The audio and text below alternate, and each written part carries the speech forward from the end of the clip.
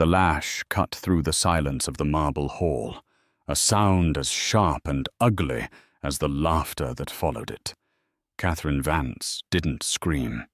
She lay crumpled on the priceless Persian rug, the thin silk of her evening gown ripped at the shoulder, her body braced for the next blow. Her husband Jonathan stood over her, his face a mask of cold fury, the riding crop a dark line in his hand. But the worst sound wasn't the whip. It was the musical, mocking laughter of his mistress Victoria Croft, who watched from a velvet armchair, swirling a glass of champagne. She was entertained. This was her theatre. And in that moment, as the third strike seared across Catherine's back, the grand oak doors of the drawing-room swung silently open. The Vance estate in Greenwich, Connecticut, was a monument to new money clawing its way toward old-world legitimacy. A sprawling stone mansion named Greygate. It was all manicured lawns, imposing Doric columns, and interiors curated by a designer whose name was whispered with reverence in the pages of architectural magazines. To the outside world, Jonathan and Catherine Vance were the estate's perfect occupants. He was the brilliant, handsome executive vice president at Sterling Global, the multi-billion-dollar logistics empire founded and still ruthlessly run by his father-in-law, William Sterling. She was the beautiful, elegant, and demure wife, a perfect hostess, and a quiet patron of the arts.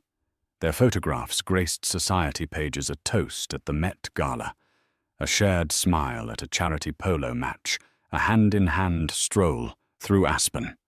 But inside Greygate, the air was as thin and cold as the mountain-top. The love Catherine had once believed in had long since curdled into a possessive, suffocating control. Jonathan, the charming suitor, who had quoted poetry and promised her the world, had revealed his true nature shortly after the wedding vows were exchanged.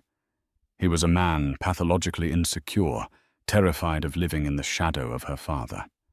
He saw the Sterling name not as a partnership, but as a brand he had to conquer.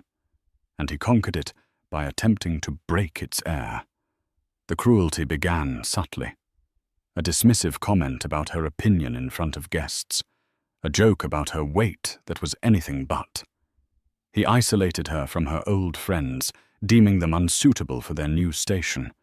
He monitored her calls, screened her emails, and allocated her an allowance as if she were a child, despite her own family's immense wealth. Catherine, who had been raised to be gracious and to avoid conflict, found herself retreating inward. She made excuses for him. It was the pressure of work. It was his difficult childhood. She clung to the memory of the man she thought she had married, hoping he would one day reappear from behind the monster he had become. Then came Victoria Croft. Victoria was everything Catherine was not. Loud, brazen, and dripping with a predatory sensuality. She was a marketing consultant Jonathan had hired for a new subsidiary, and from the moment she entered their lives, she made her intentions clear. She didn't just want Jonathan. She wanted Catherine's life. She wanted the Vance name, the Greygate estate, and the proximity to the Sterling power she craved. Jonathan didn't bother to hide the affair. In his twisted mind, it was another tool of control, another way to humiliate his wife and prove his dominance. He brought Victoria to their home under the guise of late-night work sessions. He would praise Victoria's sharp business acumen in front of Catherine, contrasting it with Catherine's domestic sensibilities. Catherine would sit through excruciating dinners, listening to the woman sleeping with her husband, laugh at his jokes, touch his arm, and look at her with an expression of triumphant pity. Catherine's pleas for him to stop were met with cold threats. "Don't you dare embarrass me, Kate," he would hiss when they were alone. "Your father may own the company, but in this house I own you. Your life is perfect. Don't make me ruin it. The threat was always implicit. He would create a scandal so vile it would tarnish the sterling name, a name her father protected with the ferocity of a king guarding his kingdom. And so Catherine endured. She played the part of the perfect wife, her heart a cold, heavy stone in her chest. The evening it all shattered began like any other. Jonathan was hosting a small private dinner for a potential investor, a German industrialist named Klaus Richter. Catherine had overseen every detail, the floral arrangements, the 5-course menu from their private chef, the precise vintage of Bordeaux to be served.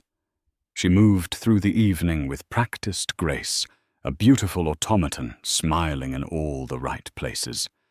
Victoria was there, of course, seated to Jonathan's right ostensibly as his key marketing strategist. She wore a blood-red dress that left little to the imagination, her eyes glittering with malice every time they met Catherine's. Throughout the dinner, Jonathan subtly undermined Catherine at every turn. When she offered an opinion on a recent art acquisition, he chuckled and said, "Darling, let's stick to what you know, shall we, table settings and charities." Victoria had smirked into her wine glass. When Klaus Richter complimented the estate, Jonathan had draped an arm over Victoria's chair and said, "Victoria has some incredible ideas for redecorating, a more modern vision." Catherine felt a familiar cold dread pool in her stomach, but she held her head high, her posture perfect, her expression serene. This was her armor. After the investor had departed, promising a follow-up, the fragile peace of the evening shattered. The front door had barely clicked shut when Jonathan turned on her, his face dark with rage. "What was that?" he snarled.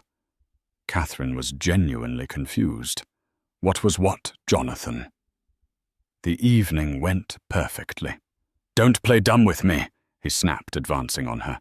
"The way you looked at him, the way you were trying to engage him in conversation, you were undermining me." "I was being a hostess," she replied, her voice trembling slightly. "I was making our guest feel welcome." Victoria, who had been freshening her drink at the bar, sauntered over. "Oh, darling, it was a little more than that," she purred, her voice dripping with poison.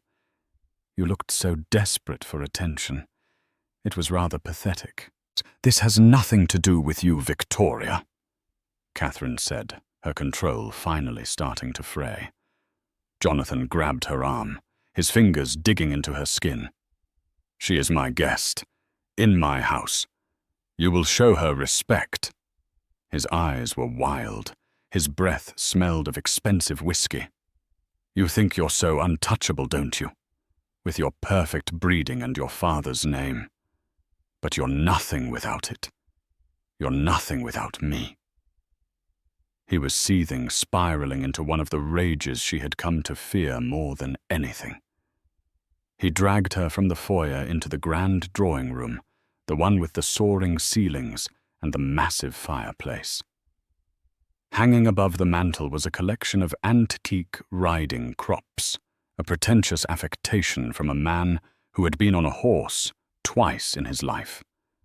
He reached up and took one down a thin, cruel-looking thing of braided black leather. Catherine's blood ran cold. It had never gone this far before. "Jonathan, no," she whispered, her voice barely audible. "Please."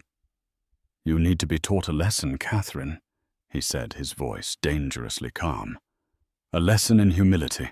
You need to remember your place." He shoved her hard. She stumbled, catching her heel on the edge of the rug and falling to her knees on the floor. Her carefully constructed composure crumbled, replaced by a raw, primal fear.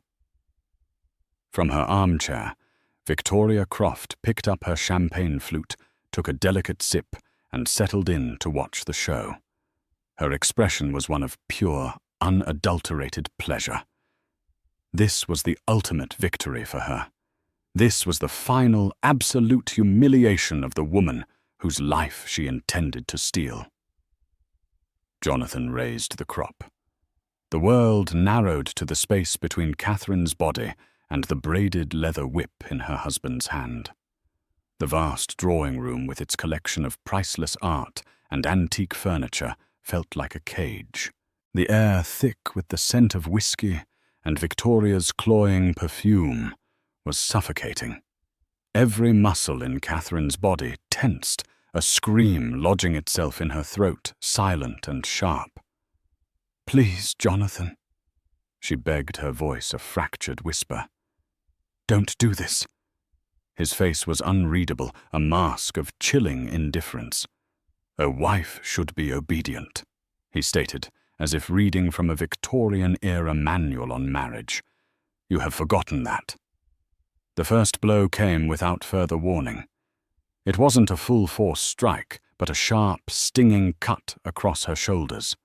The pain was electric, shocking her system. It tore through the thin silk of her gown, a line of fire against her skin. A choked gasp escaped her lips, but she bit down hard on her tongue, tasting blood, refusing to give him the satisfaction of a scream. And then she heard it. Laughter. It wasn't a giggle or a snicker. It was a full, throaty, musical laugh from Victoria. She was leaning forward in the armchair, her red lips parted in a wide, predatory smile, her eyes sparkling with amusement. She raised her champagne flute in a mock toast. "Bravo, Johnny," she purred. "A man who knows how to handle his affairs." That sound, more than the physical pain, broke something inside Catherine. The humiliation was absolute, a corrosive acid dissolving the last vestiges of her hope. She wasn't just being assaulted by her husband. She was the evening's entertainment for his mistress. This wasn't about a lesson. This was a spectacle of degradation orchestrated for an audience of one. Jonathan's lips twisted into a cruel smirk, fueled by Victoria's approval. He felt powerful. He felt in control. He raised the crop again this time with more force. The whip sliced through the air with a vicious whistle before landing with a sickening crack against her back, lower this time near her waist. This time a pained cry was torn from her throat. She crumpled forward, her hands splayed on the intricate patterns of the rug, her forehead pressing against the cool, unforgiving fibers. Tears welled hot and furious, but she refused to let them fall. She would not weep for them. She would not give them her tears. "See," Jonathan said, his voice laced with a triumphant sneer directed at Victoria. "It's all about communication, establishing boundaries." "Oh, I see the boundaries very clearly," Victoria replied, her voice husky with excitement. "She's on the floor and you're standing over her. It's wonderfully primal." He took a step closer, the shadow of his body falling over Catherine. He was enjoying this feeding off Victoria's perverse encouragement. The man she had once loved was completely gone, replaced by this sadistic monster. He was about to strike again, the whip raised for a third time, when a sound from the hallway interrupted the twisted tableau.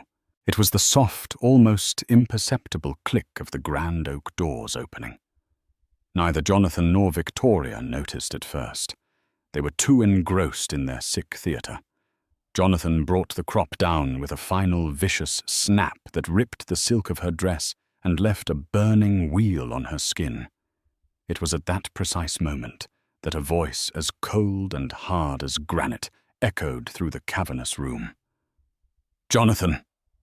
The single word cut through the air with the force of a guillotine. It was not loud, but it carried an authority that was absolute, a sound that vibrated with decades of unchecked power. Jonathan froze mid-swing, his arm still raised. His face, which had been a mask of smug cruelty, went slack with shock. The color drained from his cheeks, leaving behind a pasty, sickly white. Victoria's gleeful smile vanished, replaced by a look of stunned confusion.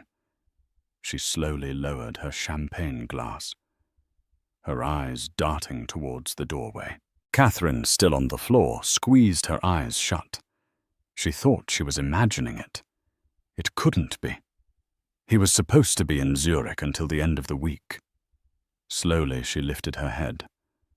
Standing in the arched doorway was her father, William Sterling.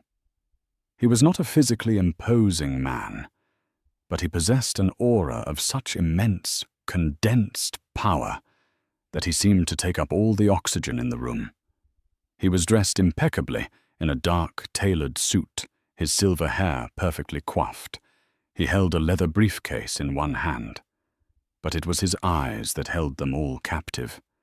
They were a pale, icy blue, and they were fixed on the scene before him with an expression of such profound glacial fury that it seemed to drop the temperature of the room by 20 degrees. He took in the entire scene. In a fraction of a second, his daughter crumpled on the floor in a torn gown, his son-in-law standing over her with a whip in his hand, and the unfamiliar woman in the red dress looking on with sick amusement. His gaze lingered for a moment on the riding crop in Jonathan's hand, and a muscle in his jaw clenched the only outward sign of the inferno raging within him. "I believe," William Sterling said, his voice dangerously soft as he took a deliberate step into the room, "that you have something that belongs to me." Jonathan's mind scrambled, trying to process the impossible situation. "William," he stammered, his voice cracking. He hastily tried to hide the whip behind his back, a pathetically guilty gesture. This isn't what it looks like. We were just having a disagreement." William's icy gaze flickered from Jonathan to Victoria, who now looked as if she'd swallowed her champagne glass. He dismissed her with a look of utter contempt, as if she were a piece of dirt on the floor, before his eyes settled back on Jonathan. "A disagreement." William repeated the words, dripping with sarcasm. He took another slow, deliberate step into the room. The sound of his polished leather shoes on the marble floor was like the ticking of a doomsday clock. "My daughter is on the floor, her dress is torn, and you are holding a whip. Explain to me, Jonathan, what kind of disagreement ends like this?" "It was a misunderstanding," Jonathan babbled, sweat beading on his forehead. "Kate she's overly emotional. She fell." Catherine watched her father. She saw him glance at her, and for a fleeting moment the icy fury in his eyes was replaced by a look of deep, gut-wrenching pain. It was the look of a father seeing his child broken. Then, just as quickly, the mask of cold rage snapped back into place. William walked past Jonathan as if he wasn't there. He knelt beside Catherine, his movement stiff but gentle. He didn't try to help her up. Instead, he simply placed a hand on her uninjured shoulder. His touch was warm and solid, an anchor in the swirling vortex of her pain and humiliation. "Catherine," he said, his voice now devoid of anger, filled only with a quiet, firm resolve. "Are you hurt?" She couldn't speak. She could only look into his eyes and give a slight, almost imperceptible nod. That was all the confirmation he needed. He stood up, turning to face his son-in-law. Jonathan, who had been a swaggering tyrant moments before, now looked like a schoolboy caught in a lie, shrinking under William's gaze. "Get out," William said. The command was absolute. "What? This is my house," Jonathan blustered, a pathetic attempt to reclaim some semblance of authority. William's lips curved into a smile that held no warmth, no humor. It was a terrifying sight. Let's clarify. The down payment for this house came from a trust I established for Catherine. The mortgage is secured against stock options in my company, which I granted you. The staff are paid by an account that I fund. So no Jonathan. This is my house. You are merely a guest whose welcome has just expired. Now get out of my sight before I do something we'll both regret." He then turned his head slightly, his gaze falling upon Victoria, who had frozen in her chair. "You too, prostitute. Leave the champagne." The raw, undisguised contempt in his voice finally broke Victoria's paralysis. She scrambled out of the chair, her face a blotchy mess of shock and fear, and practically fled the room without a word. Jonathan stood his ground for a moment longer, his mind racing. "You can't do this, William. Think of the scandal. Think of the Sterling name." It was his last desperate card to play. William Sterling actually laughed, a short, sharp, mirthless sound. "You think I care about a scandal more than I care about my daughter? You have mistaken my priorities for your own.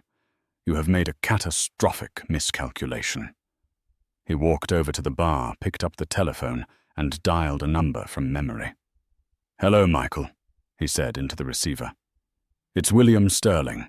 I need you to come to the Vance estate in Greenwich. Yes, now.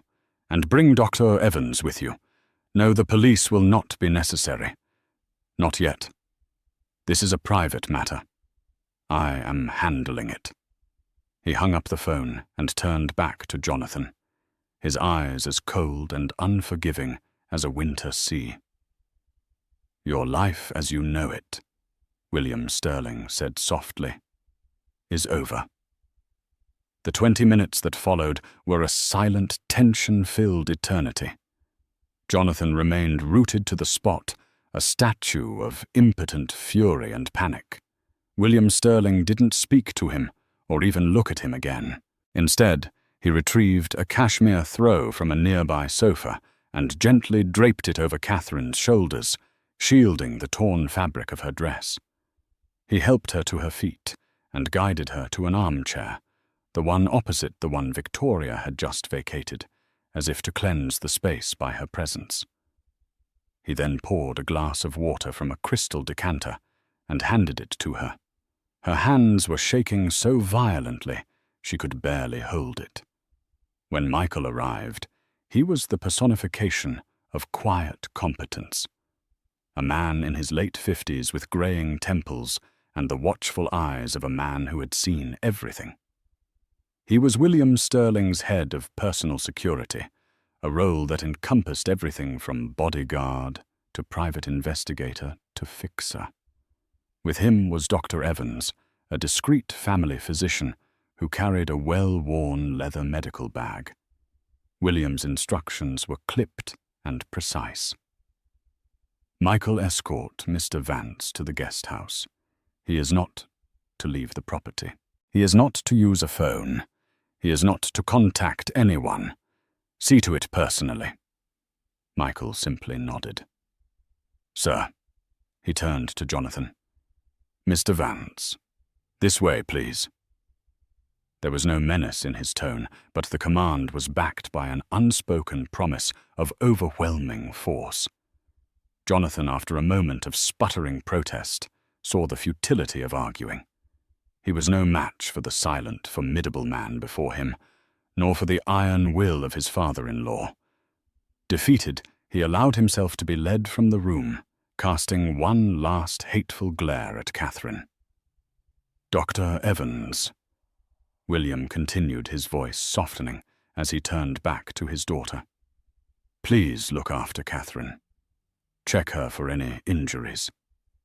While the doctor tended to Catherine in the library, gently cleaning and dressing the angry red wheals on her back, William Sterling made a second phone call. This time it was to his legal team. The conversation was brief and brutal. He invoked clauses in Jonathan's employment contract and the prenuptial agreement clauses he himself had insisted upon. By dawn, Jonathan's access to all company accounts, emails, and properties would be revoked. His corporate credit cards would be declined. His assets, tied as they were to Sterling Global, would be frozen. William was not just dismantling a marriage. He was systematically dismantling a life. When the doctor had finished pronouncing that the cuts were superficial, but the emotional trauma was significant, she left a mild sedative for Catherine and departed as quietly as she had arrived. Catherine and her father were finally alone, surrounded by the opulent silence of the house that had become her prison. "I am so sorry, Catherine," William said, his voice thick with a raw emotion he rarely showed. He sat on the ottoman in front of her, his usual air of command replaced by a father's grief. "I never should have let him. I saw the signs. His ambition. I thought it would be good for the business. I never imagined he was a monster." "It's not your fault, Dad." Catherine whispered the words, scratching her throat. "I hid it. I was ashamed." "There is no shame in being a victim." He countered, his voice hardening again. "The shame belongs entirely to him, and he is going to learn the true meaning of that word." He looked at her, his icy eyes searching hers. "I can make this all go away, Catherine. We can send him away with nothing, a quiet divorce, a non-disclosure agreement. He will vanish from our lives, and you can begin again." Catherine looked around the library, at the leather-bound books Jonathan had never read, the expensive art he'd bought for status, not for love. She thought of Victoria's mocking laughter, the searing pain of the whip, and the years of quiet humiliation that had preceded it. A quiet divorce wasn't enough. It wasn't justice. It was an escape. And she was done escaping. A new feeling was beginning to smolder beneath the pain and fear, a cold, hard, and utterly lucid rage. It was an unfamiliar sensation, but it was clarifying. It burned away the fog of denial she had lived in for so long. "No," she said, her voice surprisingly steady. "No, that's not enough. He can't just vanish. He and that woman. They can't just walk away from this and build a new life somewhere else. They enjoyed it, Dad. They thought it was a game." William watched her, a flicker of something new in his expression. It was respect. He was seeing not just his daughter, but a reflection of his own iron will, a trait he had long feared was absent in her. "Then what do you want?" he asked quietly. "I don't just want to divorce him," Catherine said, leaning forward, the pain in her back a dull throb that now seemed to fuel her resolve. "I want to ruin him. I want to ruin them both. I want to take away everything they have and everything they hope to be. I want them to know that I did it. I want them to feel as small and as helpless as they made me feel tonight." For the first time that night, William Sterling smiled. It was the smile of a predator who had just been given permission to hunt. "Good," he said. "That's the Sterling blood I was looking for. We won't just get revenge, Catherine. We will orchestrate a symphony of destruction." He stood up and walked to the window, looking out over the darkened, perfectly manicured lawns of the estate. He made one fatal error beyond touching you. He used his position at Sterling Global as his power base. He flew too close to the sun, and he's about to find out that I own the sun. The plan began to form in that moment, not in a flurry of shouted commands, but in a quiet, calculated exchange. William would provide the resources, the best lawyers, the most ruthless forensic accountants, the most discreet private investigators. But he made one thing clear. Catherine would be the architect. This would be her war, and he would be her general. "He underestimated you," William said, turning back to face her. That will be his undoing. They both did. They saw a quiet, gentle woman. They didn't see the queen on the chessboard. It's time they did. Catherine took a deep breath, the sedative the doctor had given her, beginning to calm her trembling body. But it couldn't touch the icy resolve solidifying in her heart. She was no longer just Catherine Vance, the broken wife. She was Catherine Sterling, and a storm was gathering. A storm that would tear through the lives of Jonathan Vance and Victoria Croft, and leave nothing but wreckage in its wake.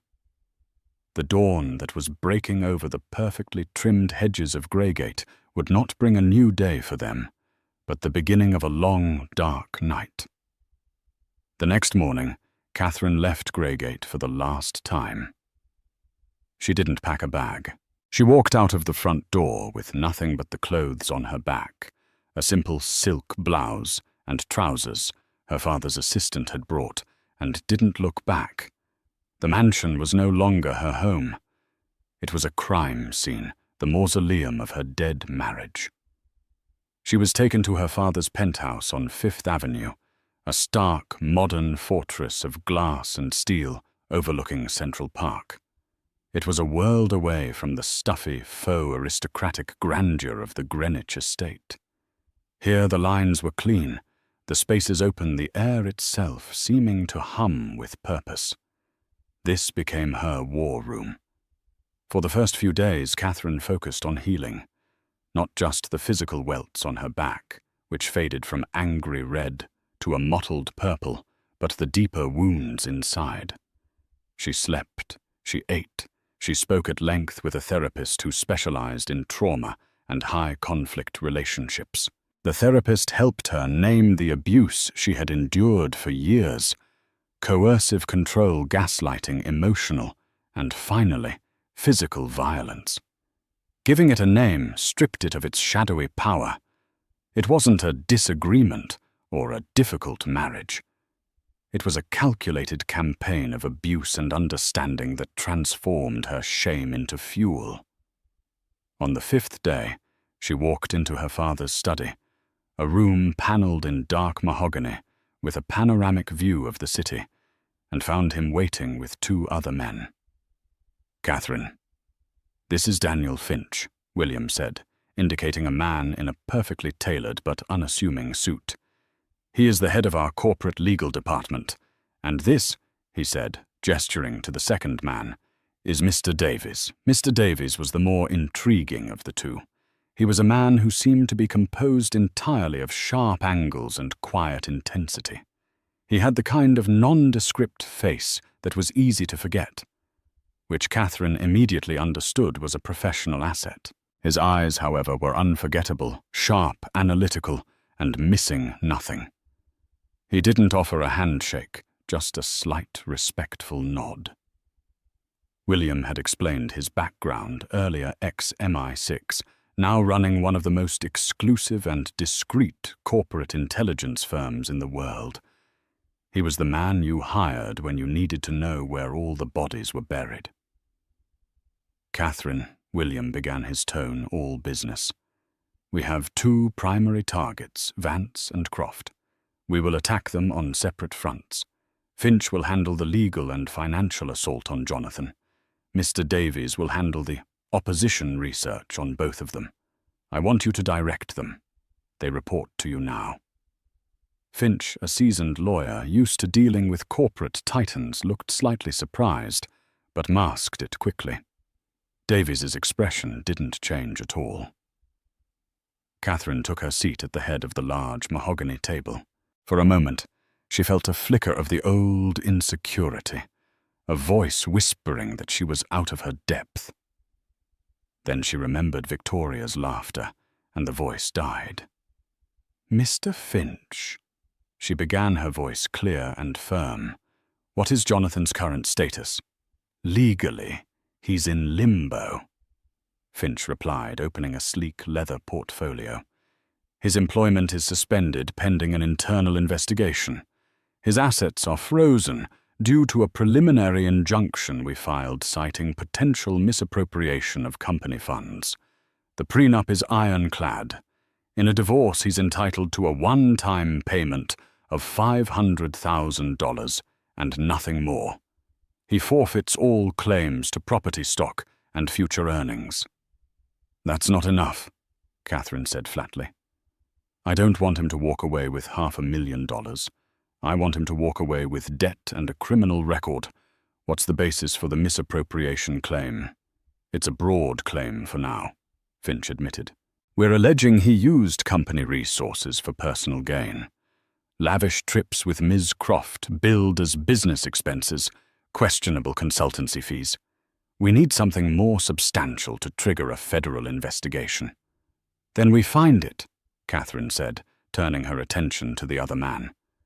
Mr. Davies, I want to know everything about Jonathan Vance. Every secret, every weakness, every dirty deal he's ever made. I was married to him for 5 years, but I have a feeling I never knew him at all. Then she turned her focus to the other target. And I want to know everything about Victoria Croft. She presented herself as a top-tier marketing genius from a good family in Boston. I never believed it. Find out who she really is, where she came from, what skeletons are in her closet. I want to know what she's most afraid of. Davies gave another slight nod. We have already begun. Standard preliminary sweeps. Ms. Croft's digital footprint is curated. Almost too perfect. A master's degree from Wharton, a series of successful positions at boutique firms. But the history is thin before that. It suggests a reinvention. We will find the original. And Mr. Vance, he's arrogant, Davies stated simply. Arrogant men get sloppy. They believe they are invincible. They leave tracks. We are currently analyzing all his communications through the company servers, his travel records, and his financial transactions going back 7 years. We are particularly interested in a shell corporation he set up 2 years ago, Vanguard Solutions. It received substantial payments from a subcontractor working on our new shipping terminal project in Rotterdam. Catherine's eyes narrowed. The Rotterdam project was one of Sterling Global's biggest initiatives, a multi-billion-dollar automated port facility. My father gave Jonathan significant oversight on that project. Precisely, Davies said. He had the authority to approve subcontractors and sign off on invoices. Arrogant men don't just steal petty cash. They go for the crown jewels. The strategy was set. It would be a two-pronged attack. The first prong, led by Finch, was the overt legal assault. The divorce, the employment termination, the civil suits. This was the battering ram that would break down his gates. The second covert prong, led by Davies, was the sword of Damocles. They would gather the evidence of his criminal activities, holding it back until the perfect moment. For Victoria, the plan was different, more personal, more insidious. She wants social status, Catherine mused aloud, more to herself than to the men in the room. She wants to be admired, to be envied. She clawed her way into our world. Ruining her financially won't be enough. We have to expel her. We have to make her a pariah. Social exile can be arranged, Davies said, his tone flat.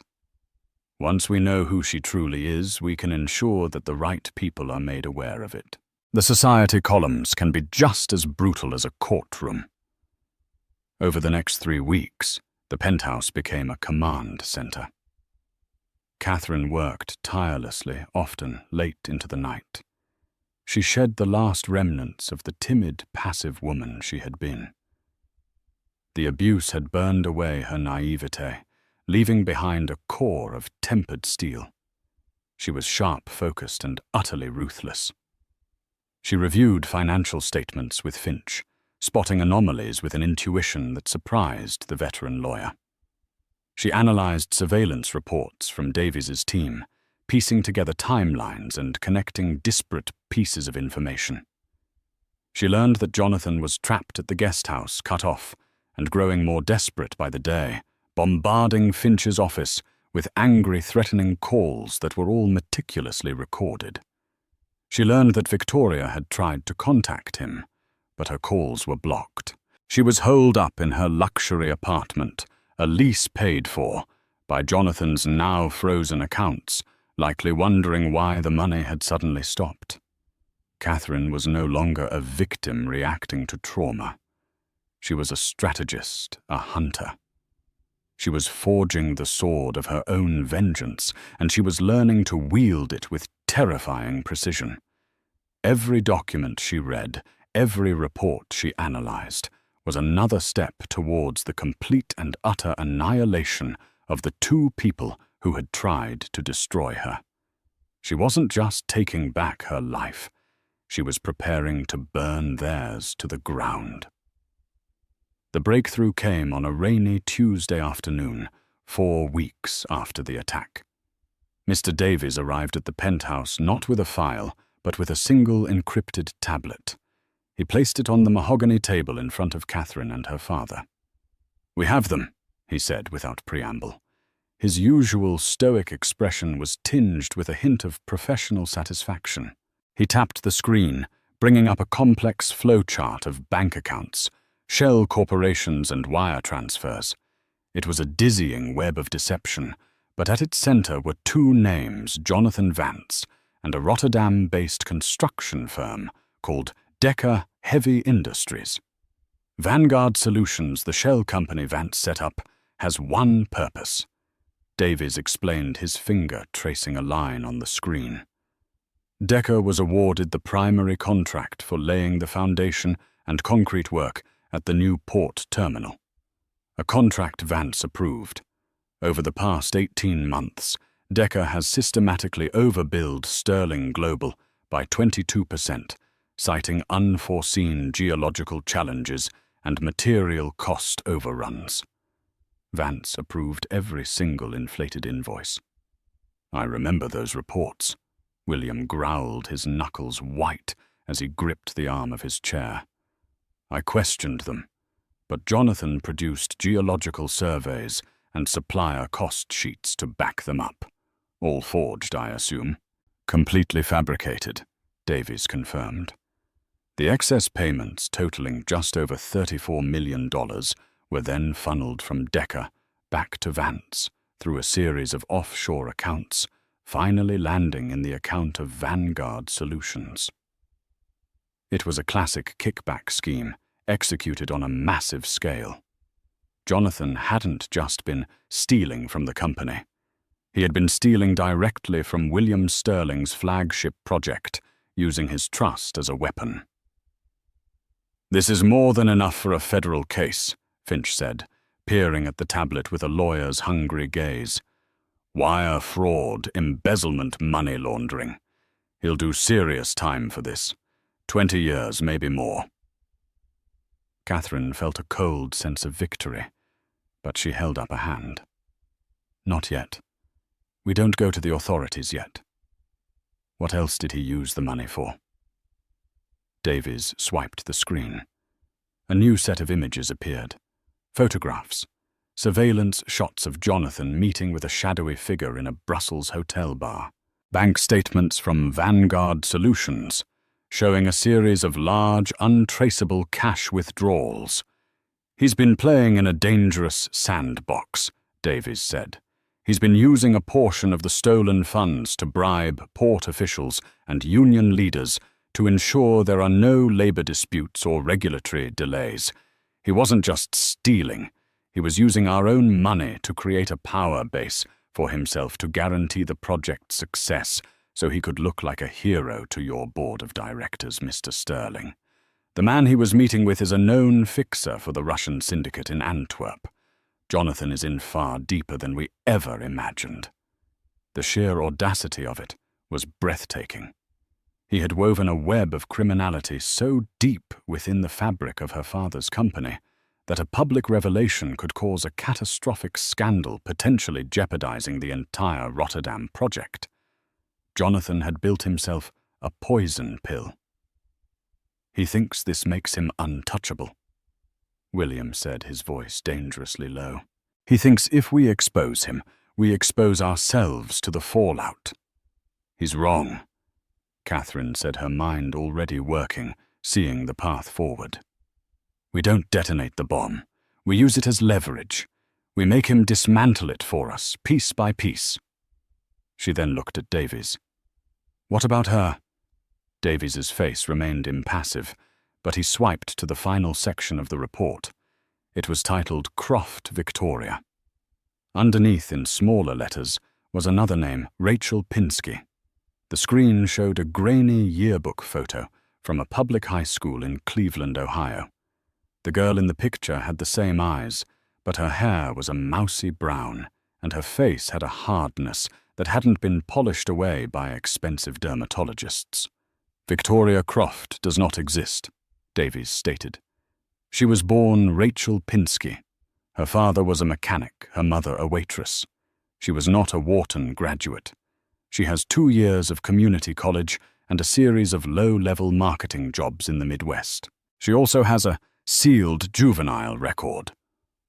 He brought up a scanned police report. At 17, Rachel Pinsky had been charged with fraud and identity theft, part of a small-time credit card scam ring. The charges were dropped when she turned state's evidence against her boyfriend. "After that, she vanished," Davies continued. "She resurfaced 5 years later in New York as Victoria Croft with a fabricated resume and a new accent. She used her looks and a talent for manipulation to get a job at a small firm, then leveraged that to get a better one, and so on. She is a complete fraud, a con artist who has been playing a long game." The report included details of her life that were both pathetic and damning.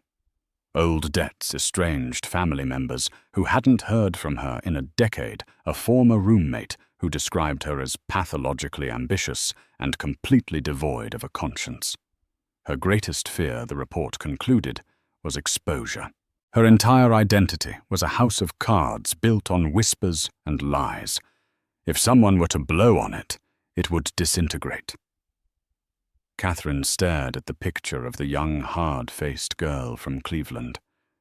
This was the woman who had laughed as she was being beaten. This was the parasite who wanted to steal her life. She felt no pity, only a cold, clear purpose. "Mr. Davies," Catherine said, "I want you to package this information. Everything on Rachel Pinsky. Not the criminal allegations against Jonathan, just the information about her. Create a dossier. Make it anonymous, untraceable." "And to whom shall I send it?" Davies asked. Catherine smiled, a chilling, predatory expression that her father recognized instantly. It was his smile. "To everyone," she said. "We'll start with Brenda Carlyle at the New York Ledger. Her society gossip column, Carlyle's Court, is the Bible of the world Victoria so desperately wants to belong to. Then we'll leak it to the board members of the charities she sits on, to the other consultants at her firm. We won't just expose her. We will make her name, both of her names, synonymous with scandal and deceit." The plan was now complete. They had the financial and criminal leverage to utterly destroy Jonathan. They had the personal, humiliating truth to decimate Victoria. But Catherine knew the final act couldn't happen in a courtroom or a boardroom. It had to be face-to-face. She needed to be the one to watch the light go out in their eyes. The storm was no longer gathering. It was about to break. The first strike was surgical and silent. A plain manila envelope with no return address was delivered by messenger to Brenda Carlyle's office at the New York Ledger. Inside was the meticulously prepared dossier on Victoria Croft, a.k.a. Rachel Pinsky. It contained the yearbook photocopies of the old police report and a short typed summary of her fraudulent history. It was an anonymous tip, a journalist's dream. 3 days later, Carlisle's court ran a devastating front-page story under the headline, "Social Climbers, Shocking Secret, the Two Faces of Victoria Croft."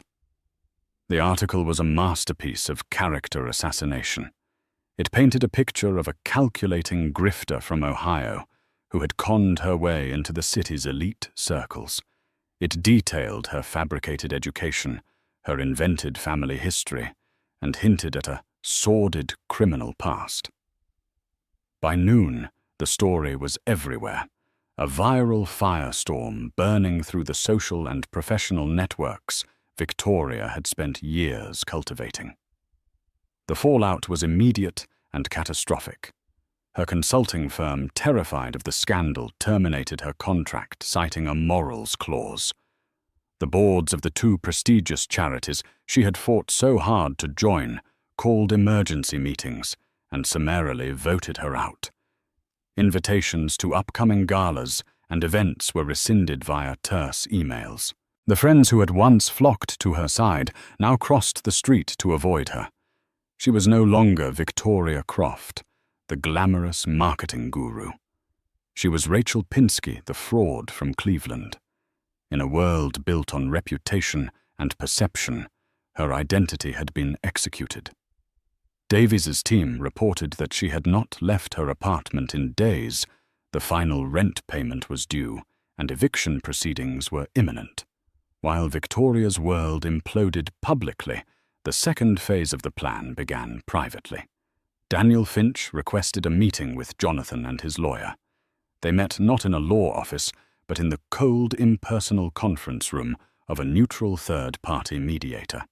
Jonathan walked in with a belligerent swagger, though Catherine, watching via a hidden camera feed from her father's study, could see the fear in his eyes.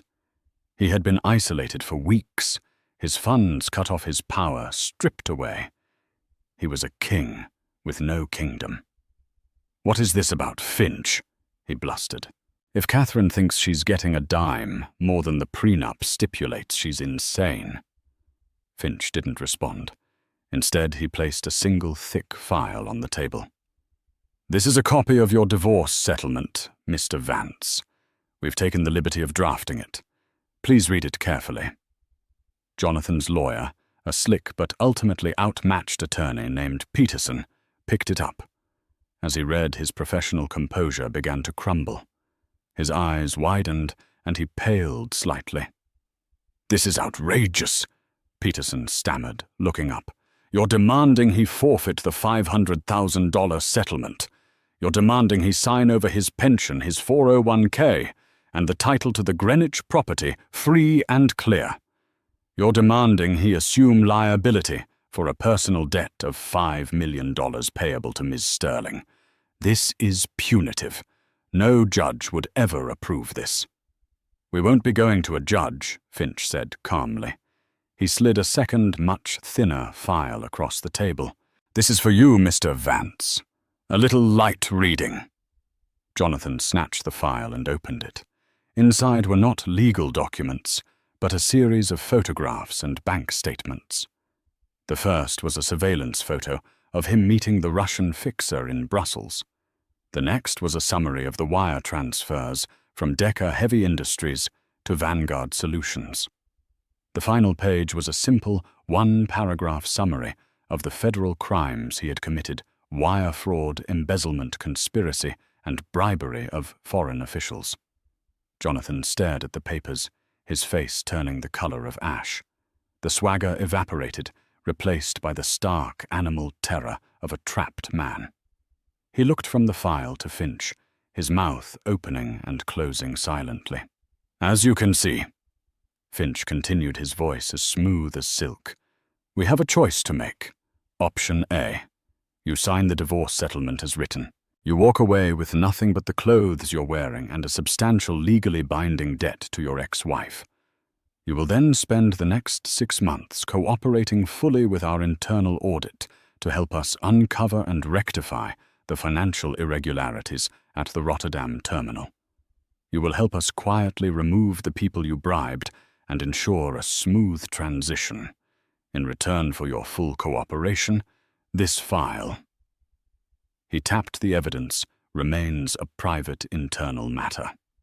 He paused, letting the weight of the offer settle in the room. "Or option B," Finch said, his voice turning to ice. "You refuse, in which case a copy of this file goes directly to the U.S. Attorney's Office and another copy goes to the Dutch authorities. Your assets, what's left of them, will be seized as proceeds of crime. You will be arrested, and given the evidence, I imagine you will spend the better part of your adult life in a federal prison. Peterson, I trust you can advise your client on the sentencing guidelines for these particular offenses." Peterson looked like he was going to be sick. He could only nod mutely. Jonathan was breathing heavily, his eyes darting around the room, as if searching for an escape that wasn't there. He had been so clever, so arrogant, convinced his poison pill scheme made him invincible. He never imagined they would find everything. He never imagined they would be willing to use it with such brutal precision. "She did this," he rasped, his voice filled with venom. "Catherine did this. Ms. Sterling has taken a keen interest in rectifying the damage you have caused her and her family's company," Finch replied coolly. "You have 1 hour to decide. The clock is ticking." There was no choice to make. It was a checkmate. An hour later, a defeated, broken Jonathan Vance signed every document placed in front of him, effectively signing away his entire life. But Catherine knew it wasn't over. The legal and financial destruction was complete, but the emotional reckoning was yet to come. She had one final act to play. 2 days later, she arranged for Jonathan to be brought to Greygate. She wanted the final confrontation to happen in the room where her nightmare had begun. When he was shown into the grand drawing room, he found her standing by the fireplace, calmly looking at the spot on the rug where she had fallen. The riding crop was no longer on the mantel. She was dressed in a simple but powerful dark blue dress. She looked different. The fear and uncertainty were gone, replaced by a formidable calm. "Hello, Jonathan," she said, her voice even. "What do you want, Kate?" he snarled. "Haven't you done enough? You've taken everything." "I haven't taken anything you didn't steal first," she countered, turning to face him. "The money, the house, the life you built, it was all a fraud, just like you." "I loved you once," he said, a pathetic, desperate attempt to find a crack in her armor. Catherine laughed. It wasn't the hysterical, mocking laughter of Victoria Croft. It was a cold, pitying sound. "No, you didn't. You loved the idea of me. You loved my name, my father's money. You loved the status I gave you. But you hated me. You hated that you needed me, that you would always be in my father's shadow. And so you tried to break me, to make me smaller, so you could feel big."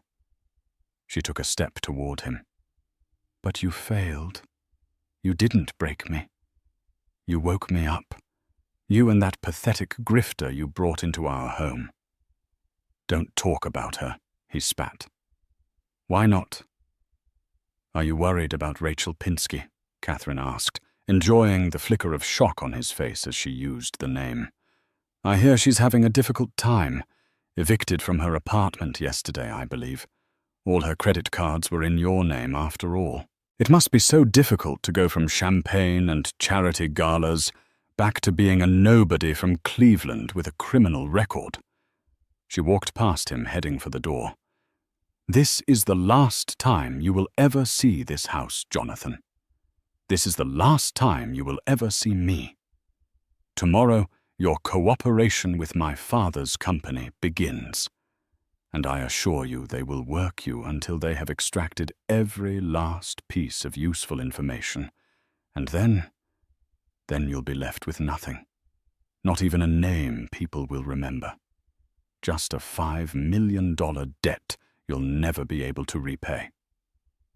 She paused at the doorway, turning back for one last look at the man who had tormented her.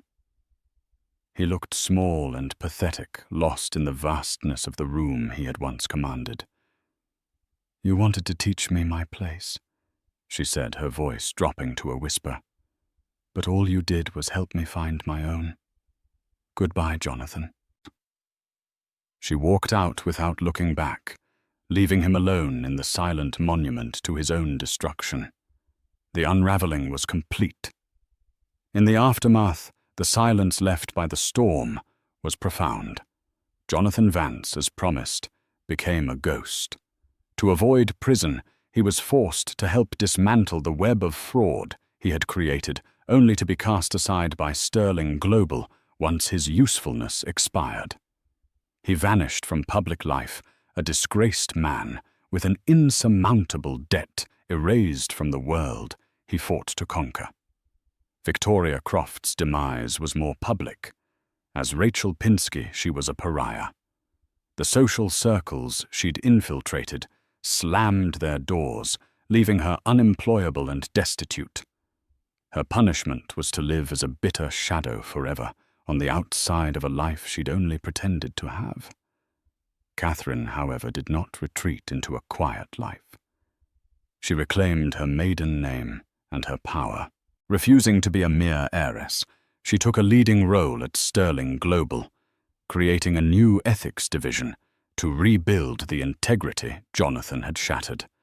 She excelled her personal experience with deceit, giving her an unmatched insight that earned the respect of veteran executives. She sold the Greenwich estate, exorcising its ghosts, and used the funds to establish the Sterling Foundation for Victims of Domestic Abuse, transforming her personal trauma into a public shield. A year later, looking out over the London skyline, Catherine was finally whole.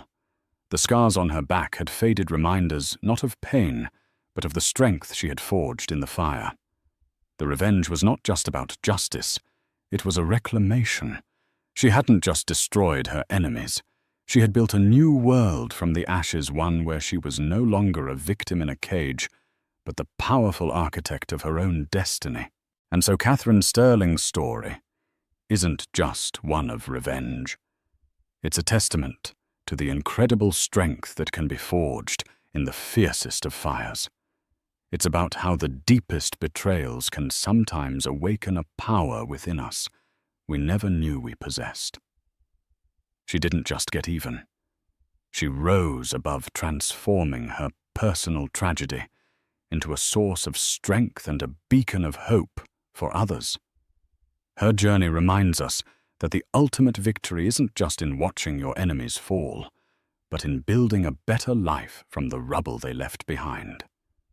If this story of resilience, justice, and ultimate triumph resonated with you, please take a moment to hit that like button.